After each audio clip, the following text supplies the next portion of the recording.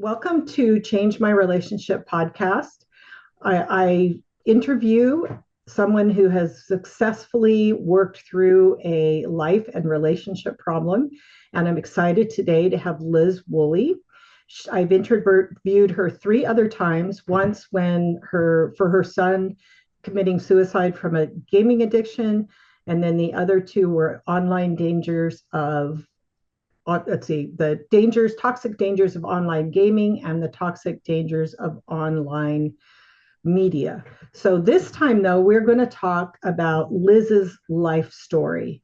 And I've titled this My Core Addiction Was Codependency. She wrote a book, and Liz is going to put it up for you to look at. It is Surviving the Puzzle of My Life. So when we do this interview, we're going to talk about the different puzzle pieces that Liz has labeled in her life. And then we're going to bring them all together so that you can see how that all fit together with her core addiction of codependency. So welcome, Liz. Thank you for having me, Carla. I'm, Appreciate you having me back.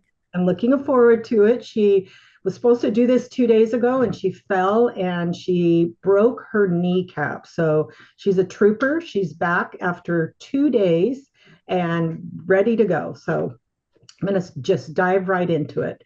Liz, you've titled your book Surviving the Puzzle of My Life. So let's start with the first puzzle piece, and you labeled that faith. Why did you label that faith? I think one of the most important things I've got from my childhood was my faith. When I look back at it, um, both of my parents were devout Catholics. They both went and feared God. They went to church, as well as their family members. So we were raised in we had that solid foundation that this is important, and you need to know who God is and do what God wants you to do. Okay. And your parents divorced when you were in sixth grade, when your dad had an affair. How did that impact you?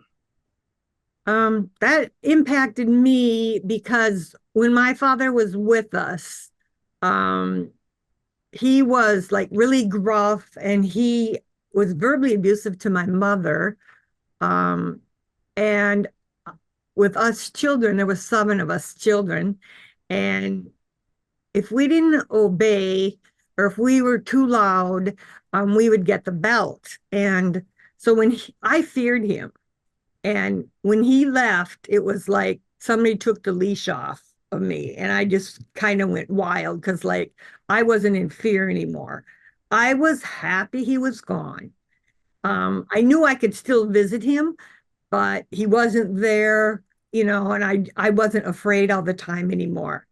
And so it was just like, freedom for me. And I know I did, a lot of stuff because now I could, because I wasn't afraid anymore. I didn't have to do all the right things. And I didn't. I just was trying out all sorts of things. So yeah, it changed me. But it also brought a sadness because now my mother had to work and there was no adults in the home. And so we really didn't have any adults to support us because she wasn't making very much money. He didn't pay any child support. And uh and so I did not feel I got the support from my parents because there was none there. Yeah. So I And kind of just had to do it on my own. yeah, and you said he also had a drinking problem when he was there, and that he was physically abusive with you kids. Like he would whip you pretty hard. Yep, he would get us with the belt, and none of us wanted the belt, but we weren't perfect, and we would do stuff.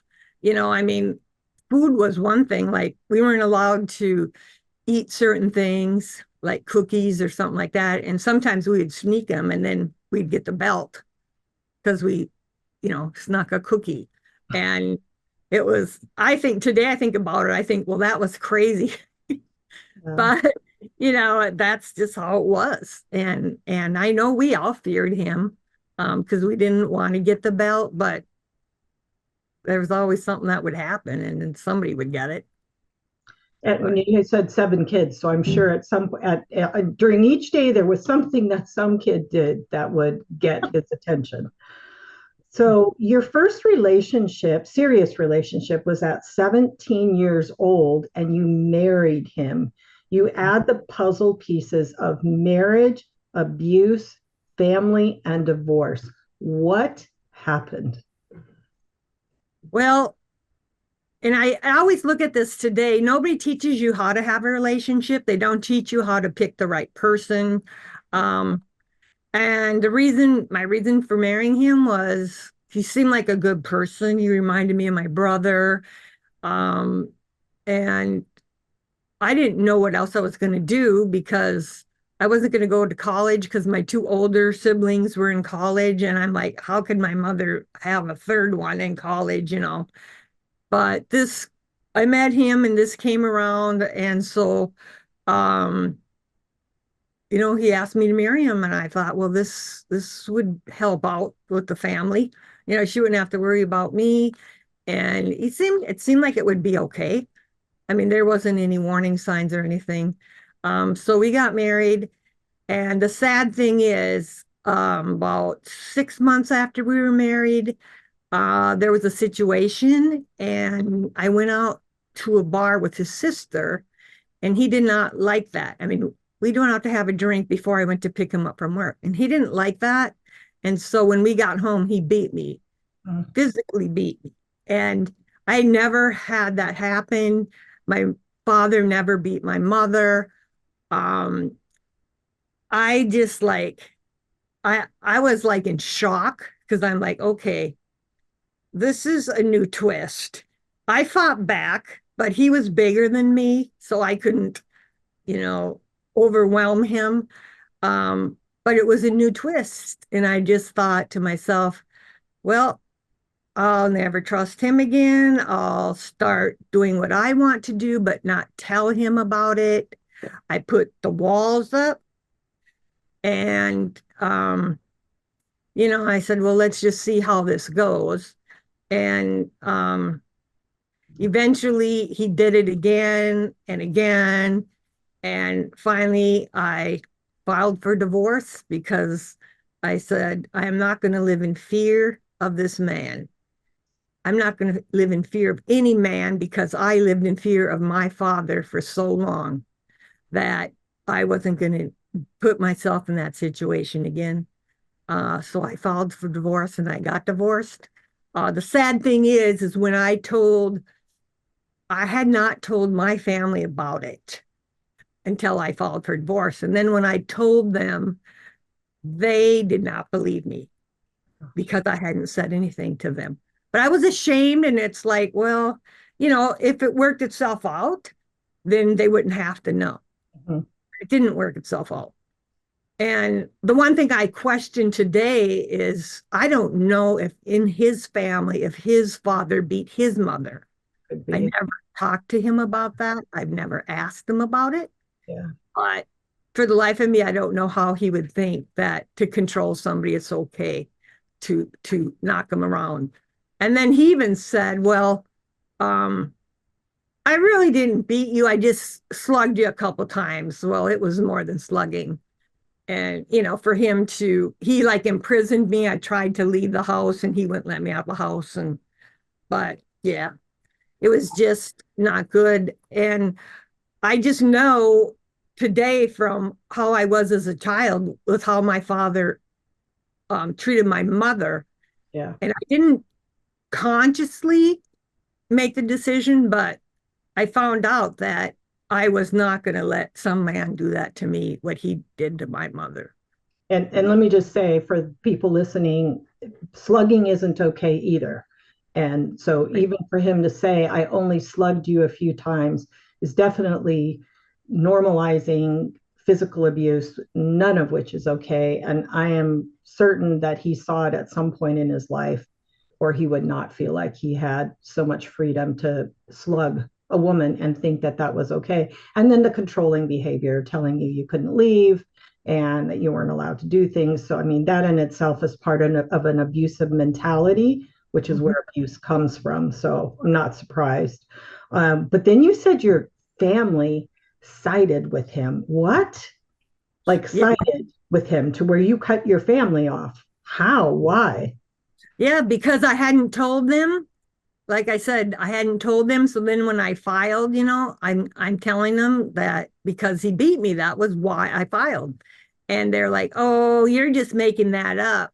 So they wouldn't believe me. And he actually moved in with my mom and the family when we were separated.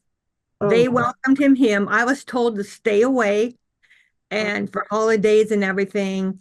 And I got to the point where not only did I divorce my ex-husband, but I also divorced my family that's because just outrageous. And that marriage didn't even last that long, right? Was it like a no, year? we were married in 72 and the divorce was final in 78. Oh, so it was 6 years. But to literally side with him over you, wow. Uh, It yeah. really didn't surprise me because the I wasn't held in high self-esteem in the family until I started dating him. And Yeah, that's how I got up a couple rungs because I was dating him. got it. And I'm like, well, whatever it takes. So, Wow. but yeah, I just, at that time I said, well, I'm divorcing my family too because I can't trust them. And I had like one aunt that believed me and helped me. And so I really depended on her. And you know, Wow. I just went on it on my own. So now did you have kids in that marriage? I did have two children. Yeah. Ooh, so your mom even sided with him when that meant did she not get to see her grandkids? Did she still do? Um, Or did you let him have them? no, well, that was a whole nother thing.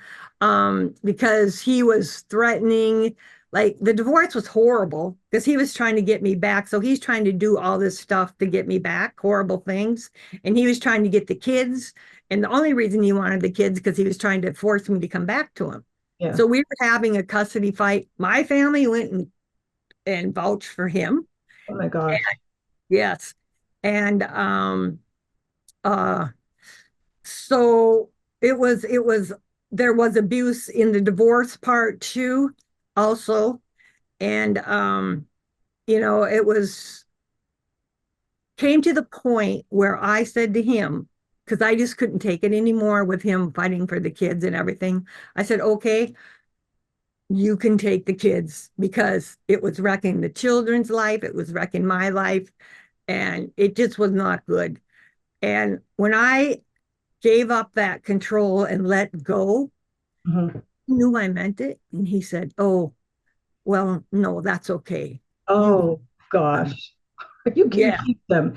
I've Plus, seen also, so he was many. fighting with another girl at the time, and Oh, she didn't want him. she didn't want him. I've seen that so many times in abusive and narcissistic either or divorce situations where they fight for custody to get back at you and to control you. But It was you, nothing to do with him wanting the children. It was just to get me back. wow. And we So saw this that. says by the time you were 24, you were involved in another serious relationship. What happened? Yes. I would say that that was the love of my life. We really loved each other and cared about each other, but I got pregnant. Mm, And he did not want me to get pregnant. I didn't think I was going to get pregnant. I got pregnant. mm, And then that kind of ended that. We still stayed in contact, but he didn't want, after I had the baby, I think if I would have had a girl, he would have stayed involved, but I had a son. And he did not have a good relationship with his father. mhm. And somehow I think he thought he would wreck his son like his dad wrecked him. Wow. And so he just stayed at arm's length from it.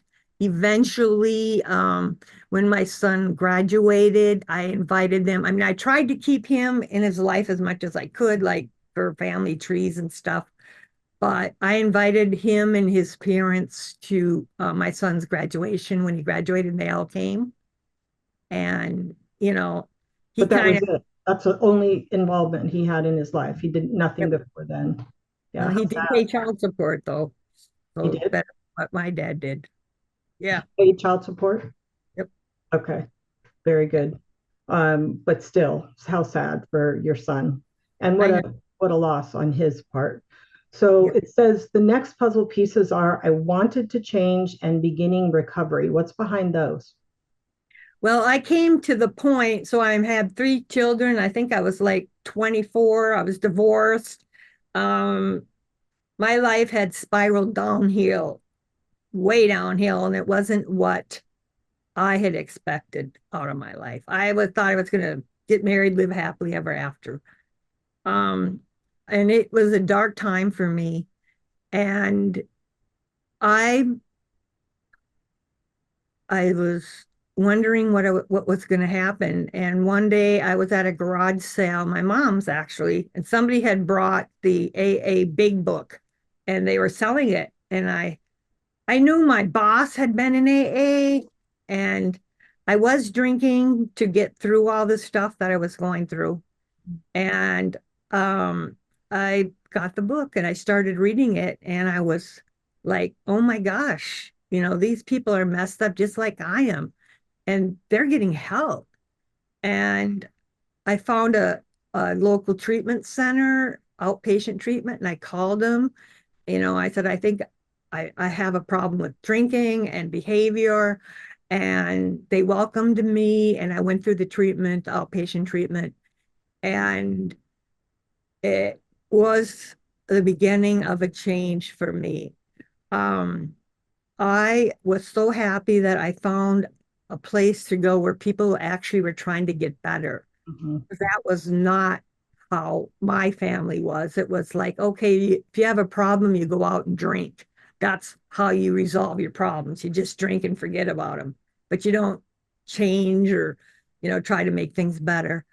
So I went into the treatment center, and I completed the treatment, and then I went into AA, and I really got a good group in AA. They were so supportive, and they taught me the program. Also, at this time, I ended up going into psychotherapy, and my life started changing. I found recovery, and I was in psychotherapy for several years. He taught me how to be a responsible adult and that it was okay to take care of myself. Because the way I was raised, it was like, if you do anything for yourself, you're selfish. You can't do anything for yourself, but you can do stuff for other people. But if you do stuff for yourself, you're selfish. But my therapist taught me that if I don't take care of myself, nobody else is going to. Exactly. And that was such a huge gift to me because that got cemented in my brain. And for the rest of my life, it's like, am I taking good care of myself? I don't care what other people say or do.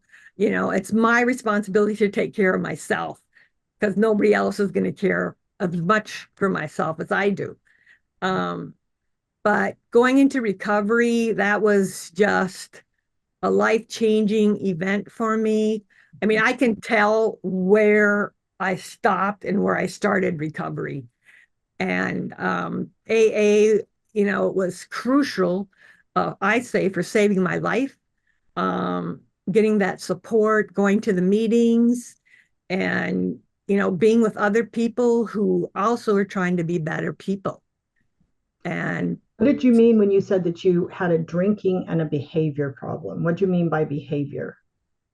because the way I was acting, I didn't know how to be a responsible adult. I mean, all I saw was how my father acted and how my mom acted. And I would say my mom was responsible, but mostly as a girl, I looked to my father. I don't know. That's probably part of human nature. You're gonna go to the opposite sex, but I always looked to him, and I didn't consider that he was a responsible person. But that was what I saw. And you know, I I didn't know there was a place that could teach you how to be a better person. And when I found AA and psychotherapy, I just grasped on because it's like man, I can learn how to be good. I can learn how to be responsible, because I didn't have anybody else to teach me.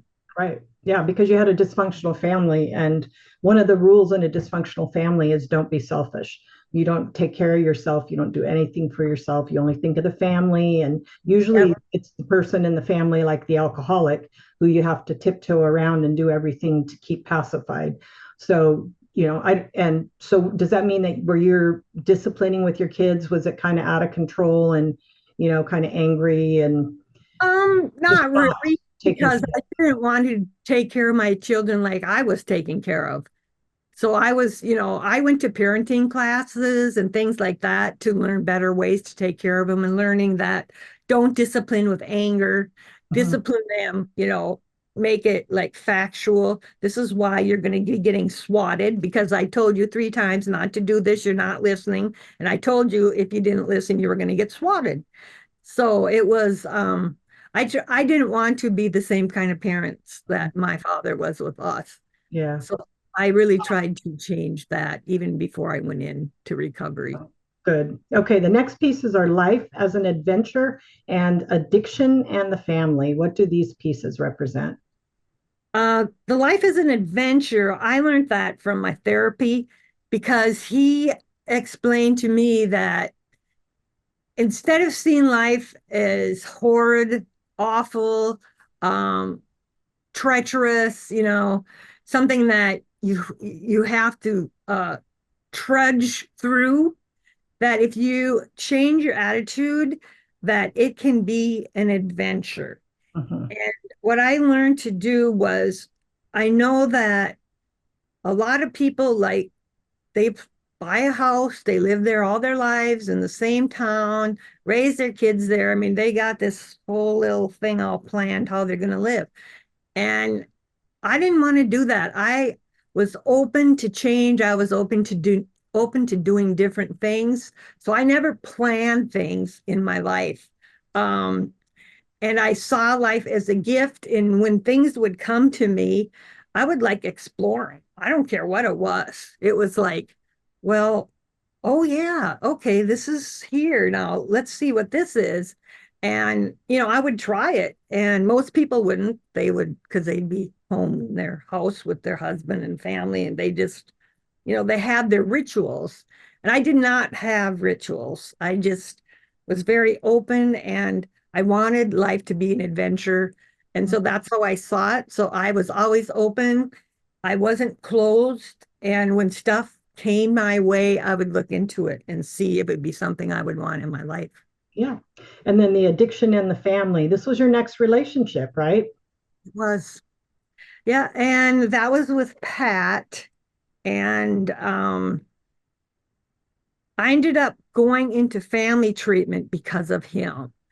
Okay. But in the long run, what that did, it helped me to forgive my father Oh, for and what he by family treatment, you mean he was an alcoholic. So we have yes, another was alcoholic in your life, and abuse, drug he abuser. He and went it was into abusive. he went into treatment, and so then I was like the family treatment was open to me because we were in a relationship, and so I chose to do that, and it taught me about addicts Mhm. and that it's not all their fault. They're not horrible, hateful people. Um, and I was able to forgive my father through that treatment. It was huge, yes. And up until then, it was fear. And Mm. then after I went to that, I was able to go to him and say, I love you. And then he started responding because he had a rough childhood too. And pretty soon, every time we saw each other, it's like when we're leaving, I love you, I love you. It was just wonderful. Oh, how nice. What a gift. What a Yep. gift. Well, what happened with Pat? He started using again, and I was just to the point. I just couldn't deal with being with addicts who were using. It's like if you were an addict, but if you're in recovery and you're trying to make yourself better, I can stay by you, I can support you. But if you're going to go back into that after you've already went through treatment, after we went through all this together, and you're going to start using for what reason. It's like I was also going to school at the time, and I just, cut it off. It was just like, I don't need it. And that was when I went into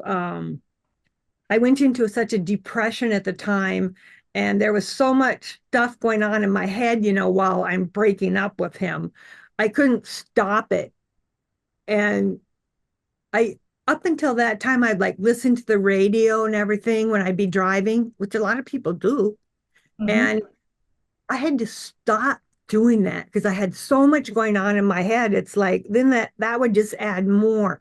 So I brought silence into my life from that relationship.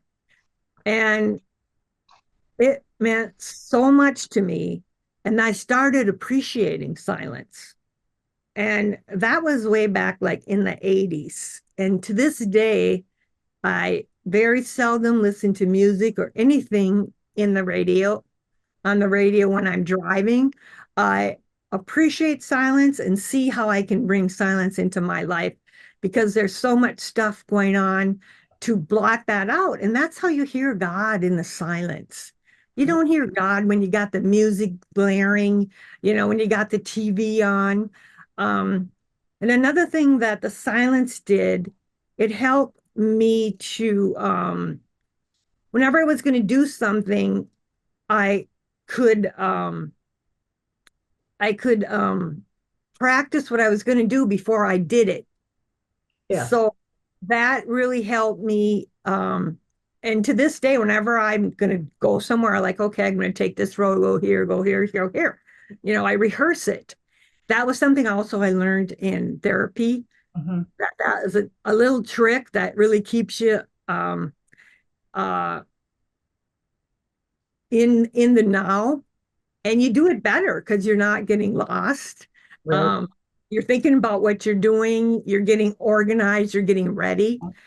And so with the silence and the rehearsing, those are two new tools that I brought into my life that, made it better for me. Well, and I'll just add that, so, and I've had to learn that too, because in order, my head was so busy with problems in my life, with my dysfunctional marriage and problems with kids and all that stuff, that I would listen to talk radio not only in the car but also at home from morning until night.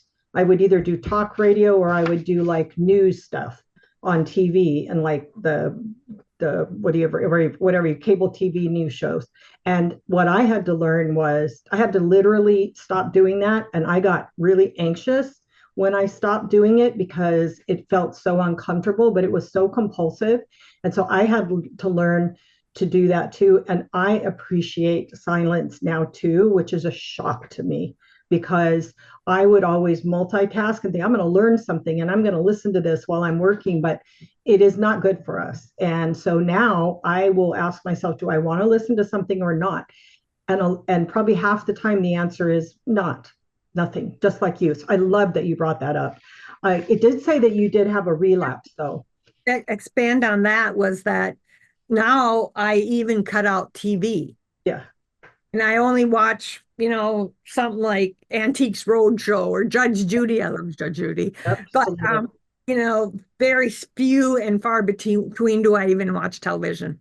And I hate the commercials. Yes, agreed. So you also said you had a relapse. So after that relationship with Pat, you had a personal relapse with drinking?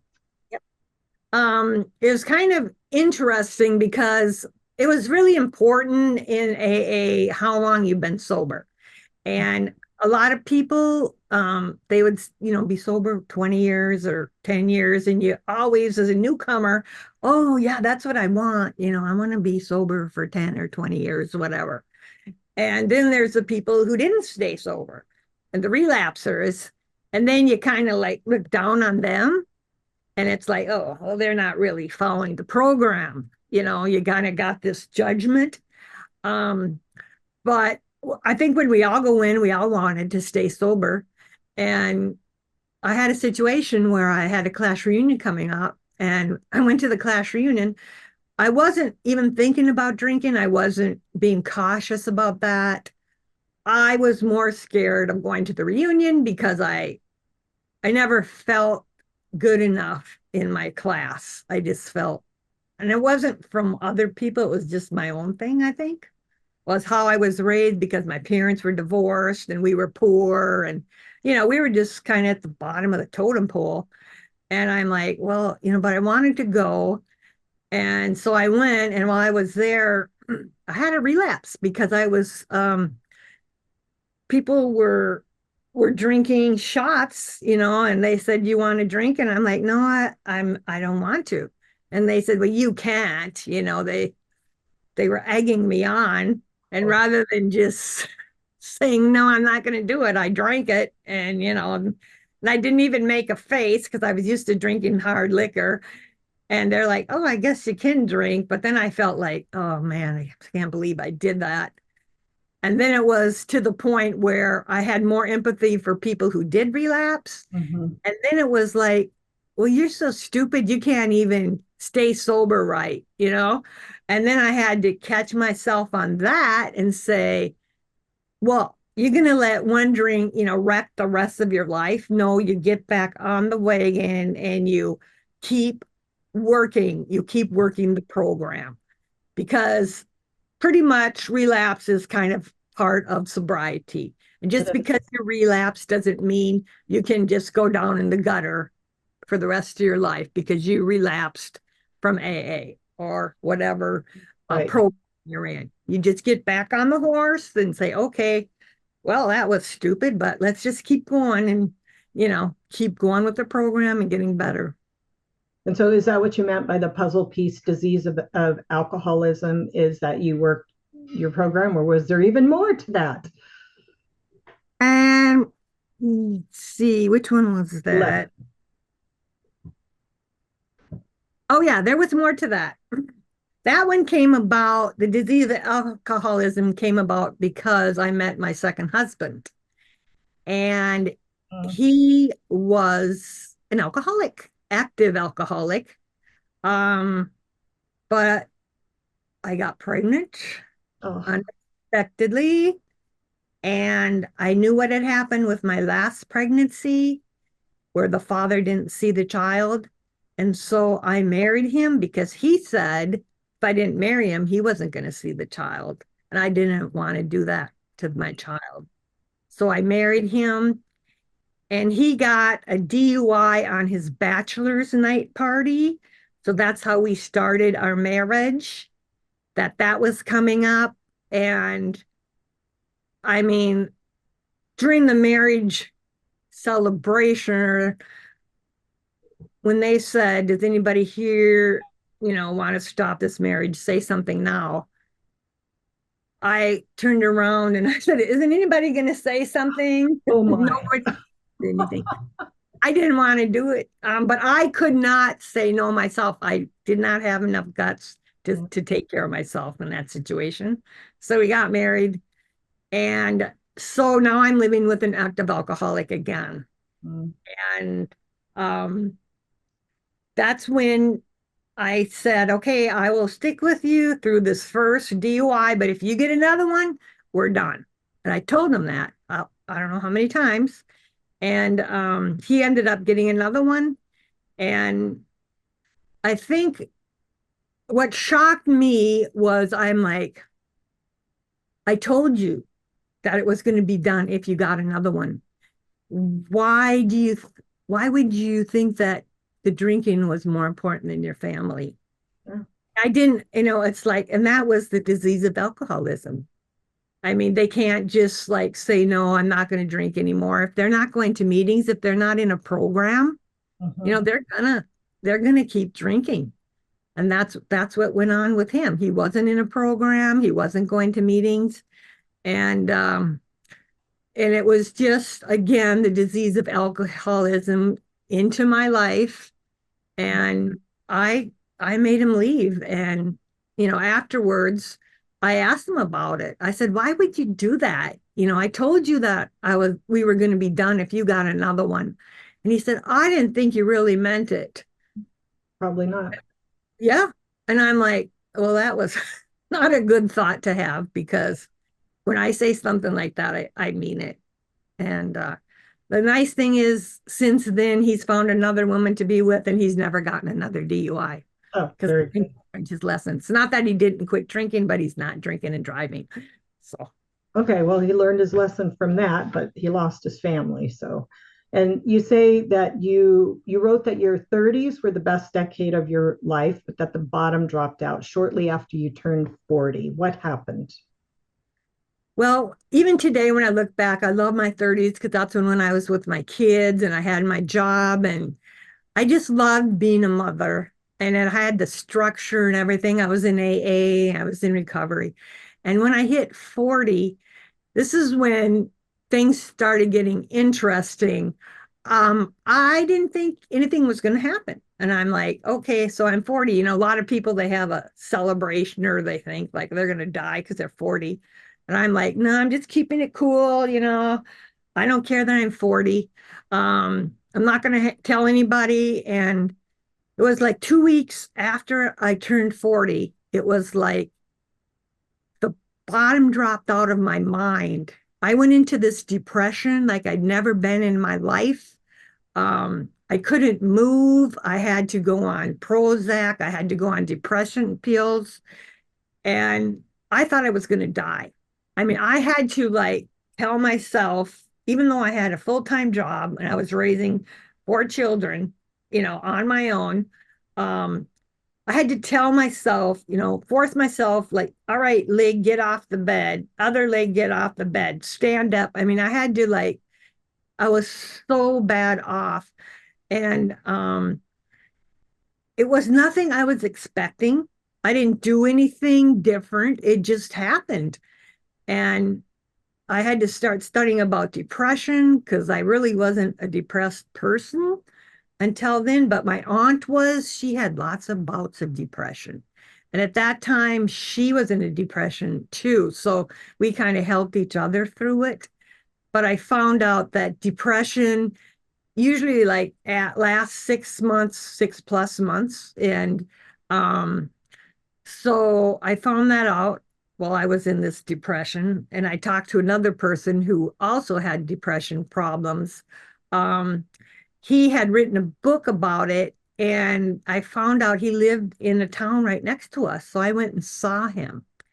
And this guy, I mean, this is the whole thing of when you see somebody who's worse off than you, it kind of makes you like, well, I guess I'm not so bad. This guy was so depressed, and he'd been like that all his life. Oh, And his wife had to help him so that he wouldn't die. And after seeing him, I'm like, I guess maybe I'm not so bad after all. And, that just makes you feel better.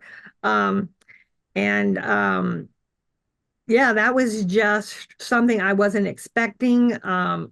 Like I said, I started working on my will and everything because I thought I was going to die. And I don't know why it happened, mhm.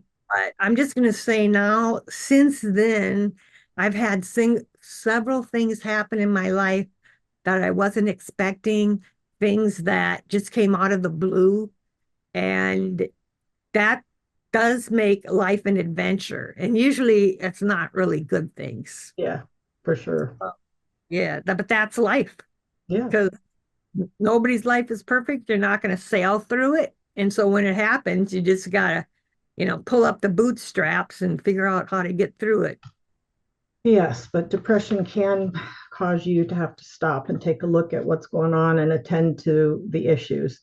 So the next thing was a tragic event shaped your life. We did talk about this in a separate podcast. It was the loss of your son, Sean, by suicide because of his video game addiction. So, just in terms of time, we're just going to mention that and then move on. Not that that's not super important because it is, and it was a huge tragedy and it absolutely shaped your life. And that's when you started the Online Gamers Anonymous, which is an amazing gift to people who have an addiction with 12 step, which is still ongoing. So it's available. The link to that to her website, which has the links to that, will be in the notes.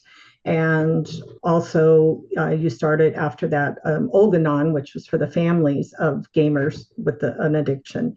But the next puzzle piece that you put is my Armageddon year.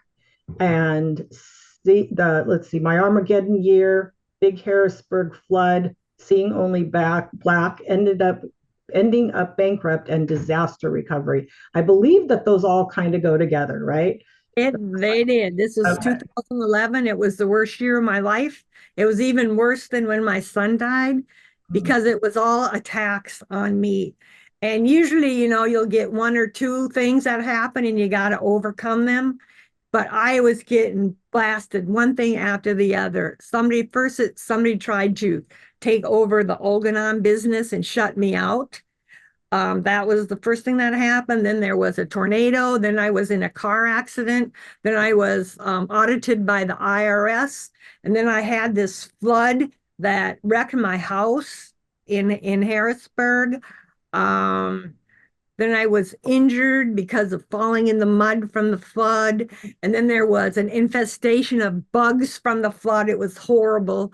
And Yeah. then by December, um, I was like seeing black. I mean, you can only go through so much of this stuff. Yeah. And I was like falling apart. And I really felt like a piece of clay. And God was like, no, we're going to start over. And he took the clay and clumped Oh. it together. And that's really how I felt because I was like 57 and I lost everything and I was back to zero. Wow. And, this again, things that like happen, like, why is this happening? That's not even a good question to ask because you don't know why it's happening. It's just happening. Um, but I went to see a massage therapist and I mean, I was like, I'd never gotten so bad that all I could see was black and so I'm telling her I said it's so bad all I can see is black and she says, well, the light's there. She said, you just can't see it. And so she worked on me and then maybe when she was done I saw a little bit of the light, but we really can you know get blasted and I had to keep going. It took me years to recuperate from that. I also ended up bankrupt at that time. Um, but it was like everything was gone and I survived it. And, I'm like, well, God's, starting over with me. I don't know why, but apparently he needed to do that. Yeah, sometimes it can feel like too much. People misunderstand that scripture. I think it's First or Second Corinthians 10:13.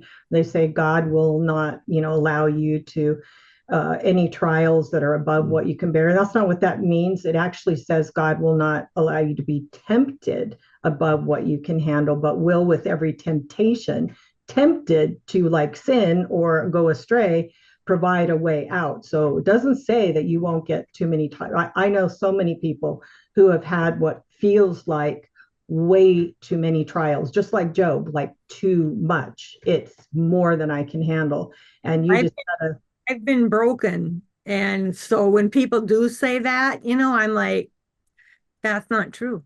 I yeah. said, you can't be broken. No, I know people that have more than they can bear, and they hang on, and they do the best they can, but it truly is beyond a person's ability. And yes, that does help us to rely on God, but it is minimizing sometimes to say that to people, especially if they're in the middle of a life problem like this. And you're like, well, God won't give us too much more than you can bear. And it's like, so this is like, God thinks I can bear this Yeah. because this is pretty tough. I And really do get upset when people say that because yeah, I'm like, that's not, not that's true. not right because I've been there. Yep, And exactly. And then the next puzzle piece is importance of community. What was going on in your life at that time after you made it out through all of these I situations? ended up going in psychotherapy again to get me through that. And, I do use the tools that I had. So that got me through the flood and the breakdown and everything.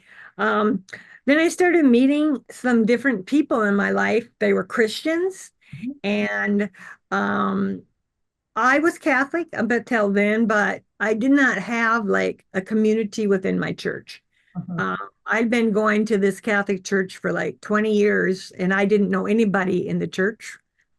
After 20 years, I talked to the priest a couple times, and that was it. I didn't consider it my community. You know, it just never happened. And then I found the Church of Christ, which is a non-denominational church. And these people, I mean, they actually came up and talked to you, introduced themselves to you. They want, to know you. They welcome you. And I also had got a new friend named John, and he was Christian, and we started reading the Bible together. And it started changing me because I'm like, I don't have to be Catholic because to me, they didn't really follow the Bible. And it kind of started me like, well, so I kind of was looking at different churches. At that time, my mother was still alive, so I didn't want to change because she was Catholic. And when members of her family dropped the Catholic Church, she didn't like them anymore. So Mm. I didn't want her to not like me. But she died then in 2018. And after that, I felt a release that, okay, now you can go and look elsewhere.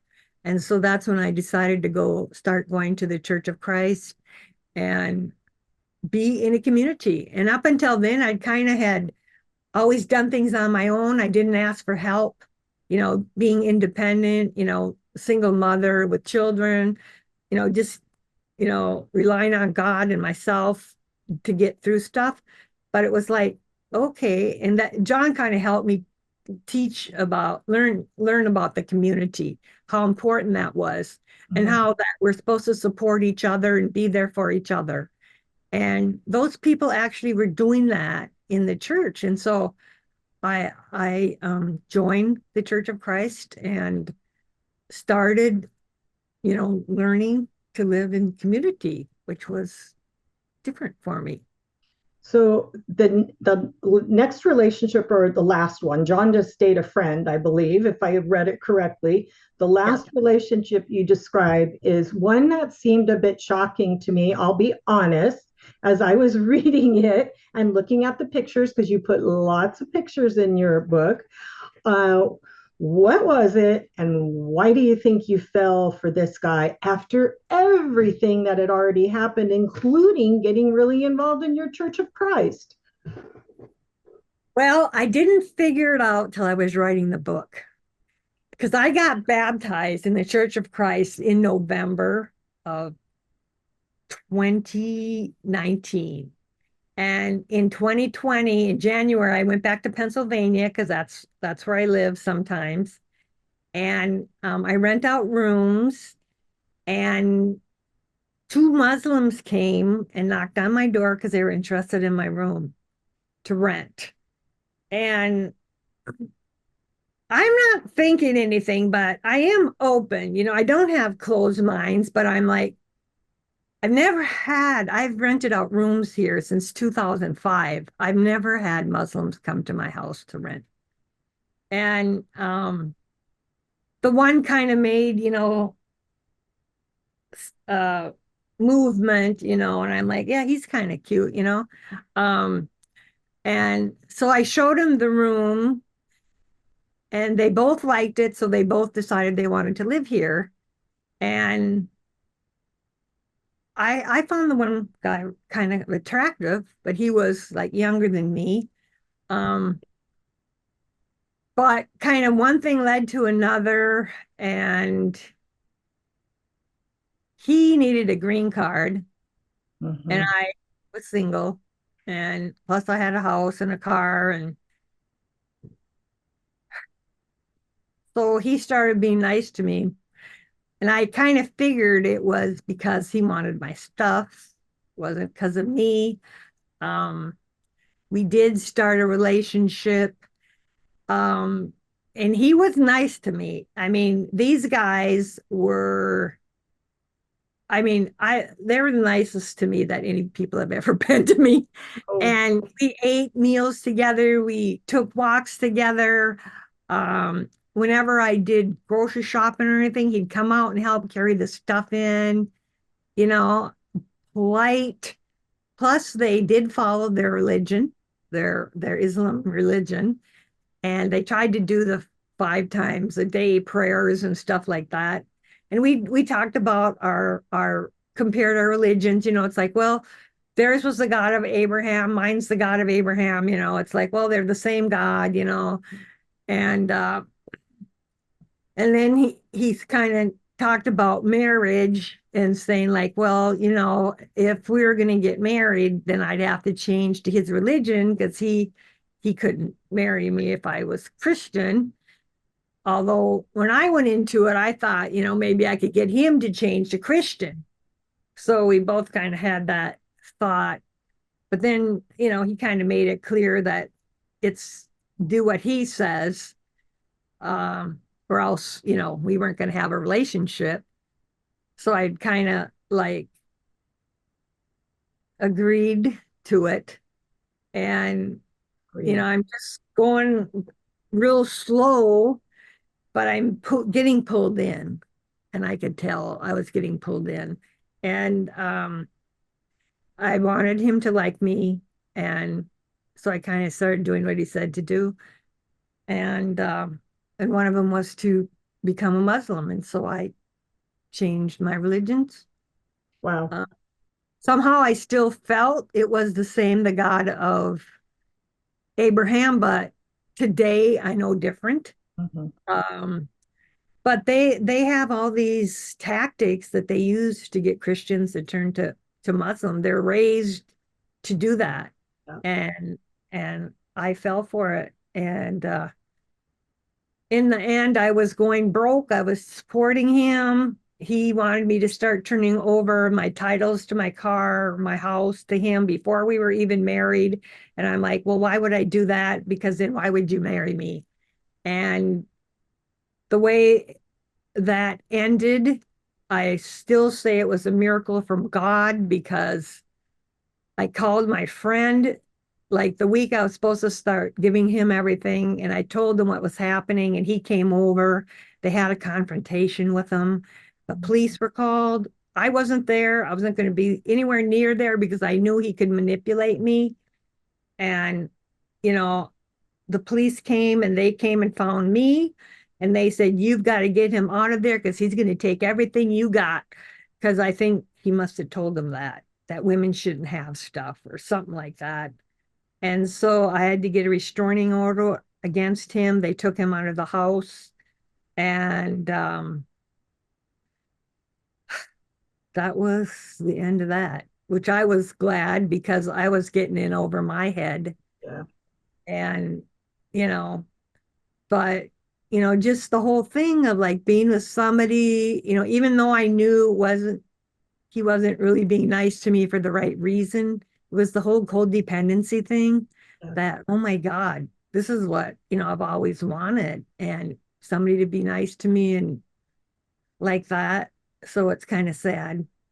So But somebody to be nice to you, somebody that you could love, somebody that would love you, you justified or rationalized that, oh, so what? He wants a green card. Oh, so what? He might be using me.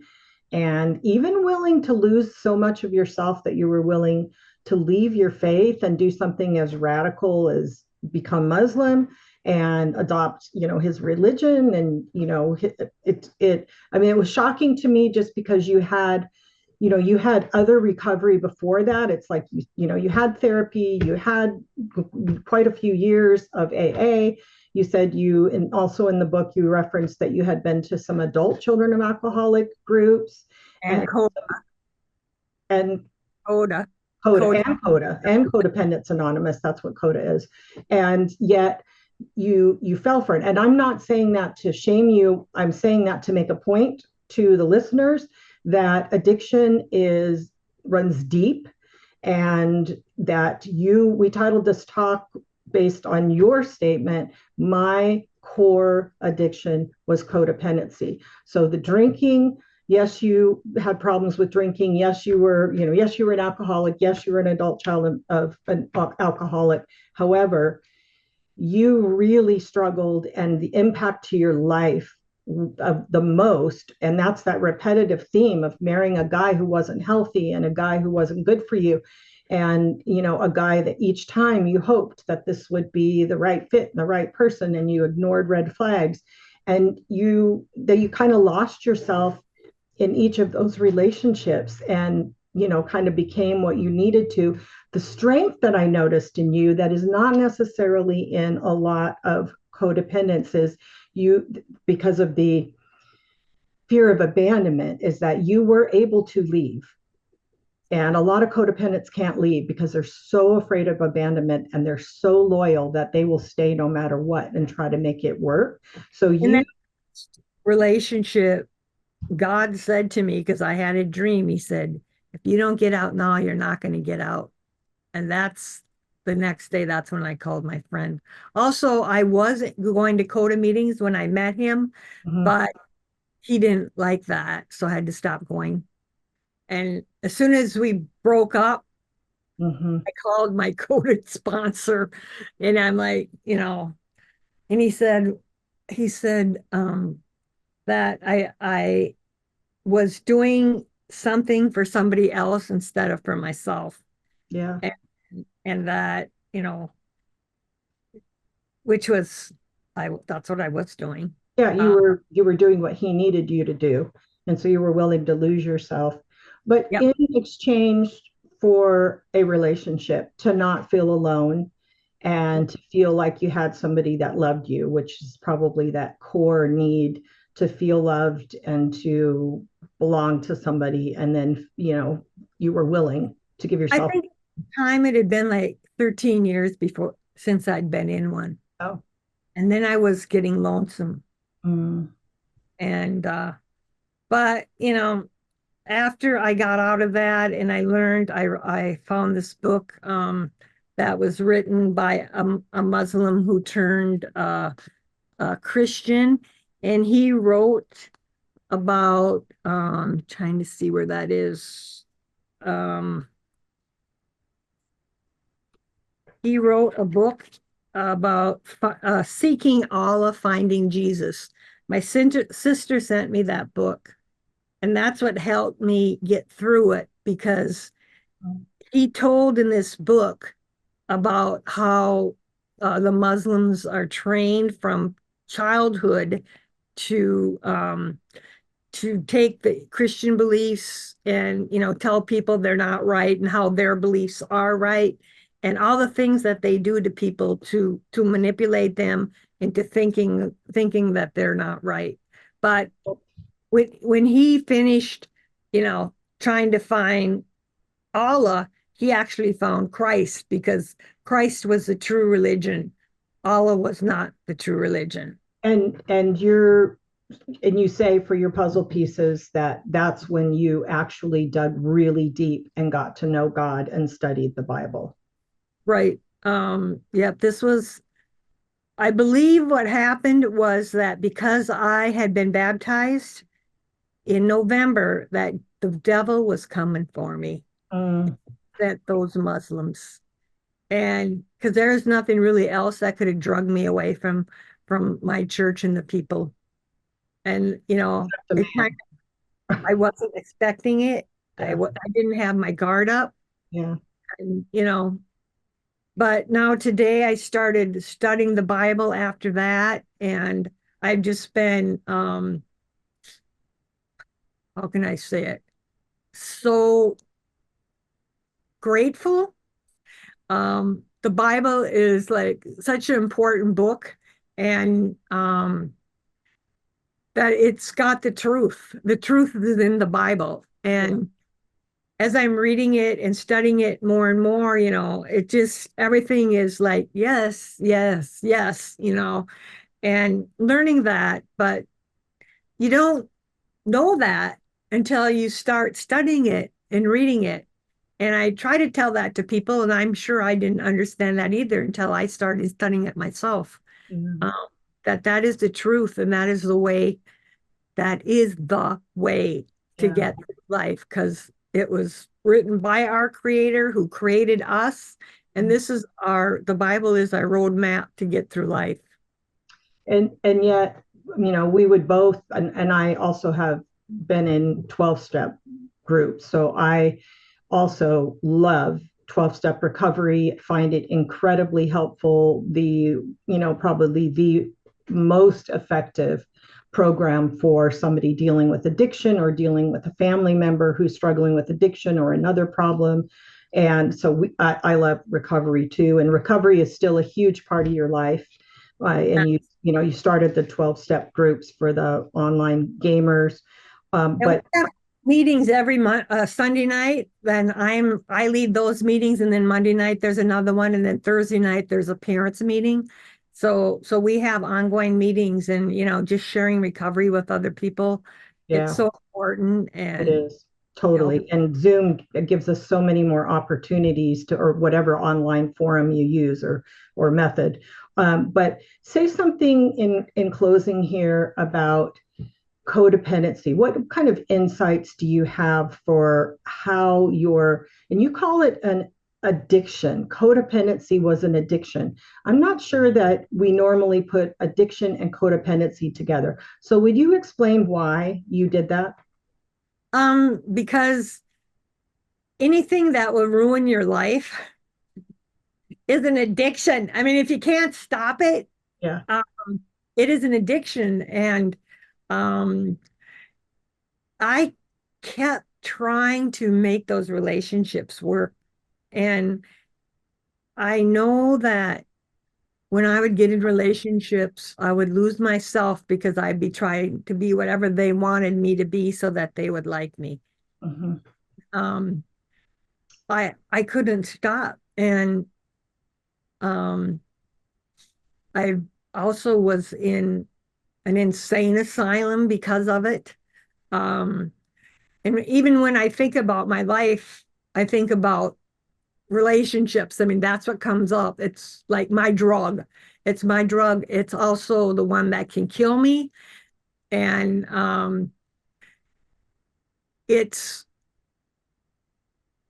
most of us don't know how to have relationships. Mhm. And then I also know that the only time I really want to drink is when I'm in a relationship. Oh, Yeah. And that's how that became my core addiction. Because if wow. I'm not in a relationship, I have no desire to drink. It's like, hey, I'm fine. But when I'm in a relationship, I'm like pins and needles trying to, get this person to like me and, make sure I'm doing everything he needs and whatever. And man, that just doesn't work. And that is pretty amazing to say if I'm not in a relationship where all that codependency is triggered, that you really don't want to drink. That's No desire. wow. But That when is I'm in a relationship, it's like, so I've come to the conclusion that, and this is what I also learned from our church, is that I've already been married. So according to the Bible, I should never be married again. So I'm relieved. It's like, I okay. don't So that's the stance you're taking. I'll just say to the listeners that that's a Church of Christ belief. It's the Bible. It's in the Bible. I disagree with that in terms of that's a kind of a thing, and I just don't want people to think that I'm agreeing with that. And I'm not saying you're bad or wrong or whatever, but that is one interpretation of the scriptures in the Bible. But so what would be the final thought that you'd like to leave with the listeners? Um, I think that I always had this idea that as I got older, I would settle down more and I'd drift along and things would be going better. And I can honestly say that is not true. I mean, I watched my grandparents, and my mom, and they always, they kind of to in the end, they were kind of coasting. And it's not like that. Because every time I think, okay, I figured it out, I've seen it all, I've tried everything, something else happens. Mm-hmm. Something else that comes into my life that either I have to change or learn, and it's still happening. And I'm like, haven't I learned enough yet? And I really need to say that, you know, life is an adventure and appreciate that and grasp it for what it's worth because and hang on tight because it doesn't stop. And I guess if we're not growing, we're dying. So I would rather be growing. And so I just, encourage people to see life as a gift and adventure and, you know, get everything out of it that you can because it's there. And you still use your 12-step program, your recovery program in Absolutely. multiple different groups and also your faith. And with that, that is an incredible amount of help that you can get as you go through whatever it is that life brings your way. So thank you, Liz. That time went by so fast. I can't believe we're already done, but we are. So thank you for being so honest and so open and vulnerable with everyone. Her book is not published yet. That will be the title, Surviving the Puzzle of My Life. If you want to get it at, When it's published. it is published. Oh, that's right. That's right. It is. Oh gosh, I'm so sorry. Life happened to me between the time I looked at it and the time that we're doing this podcast. A lot of life. So I apologize. It is published. It is available on Amazon, and we will put a link in the show notes. So thank you for watching and listening to this podcast on Change My Relationship. And I hope that you'll look into some of this information. If it's something that is of interest to you, we'll put the links in there to CODA and also to Alcoholics Anonymous, also for those of you that are interested in that. So God bless you, and please pass this on to people that would be helped. And we look forward to having you join us next time. Thank you.